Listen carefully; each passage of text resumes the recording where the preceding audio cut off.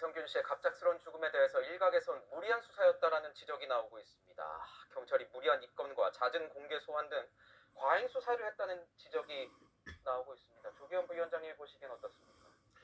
경찰 수사 사건에 대한 공보 규칙에 보면요, 원칙적으로 수사 단계에서 사건 내용을 공표하거나 공개할 수 없게 돼 있습니다. 다만 유사 사건 재발을 위해서 필요한 경우만 할 수 있거든요. 그런데 우리나라 경찰의 마약 사건 수사를 보면 특히 유명 연예인의 경우에는 생중계하듯 수사 상황이 지금 나오고 있고요.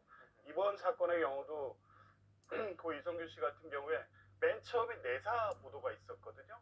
그런데 그 직후에 실명이 거론되기 시작합니다. 이게 수사 과정에서 유출되지 않으면 알 수 없는 내용들이 자꾸 나왔고요. 또 이 비공개 수사 요청도 경찰이 받아들이지 않았고 3차 소환 조사 이후에는 실제 지금 이 당사자 간의 의견이 다른 이성균 씨가 전면 부인하고 있고, 그렇지만 이제 실제 이 협의 사실을 입증하는 어떤 A 씨의 녹취록이 전면적으로 공개가 됐습니다.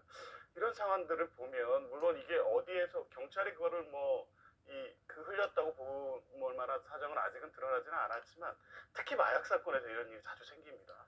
근데 이성균 씨 같은 경우에는 전면적으로 부인하고 있었기 때문에 사실은 공개 수사도 신중을 기했어야 하고, 또 수사 과정에 대한 브리핑도 굉장히 제한적으로 했어야 되는데 특히 마지막 날 이런 보도들이 나오는 상황까지 보면 가족과의 여러 문제라든가 더 이상 나중에 최종적으로 무죄를 받더라도 이미 회복할 수 없는 상황에 처해져 버렸다는 그 절망감 때문에 이런 선택에 이르게 됐다는 점에서 전반적으로 경찰의 마약 수사 관련된 수사 관행이나 이런 부분을 살펴봐야 될 것 같습니다.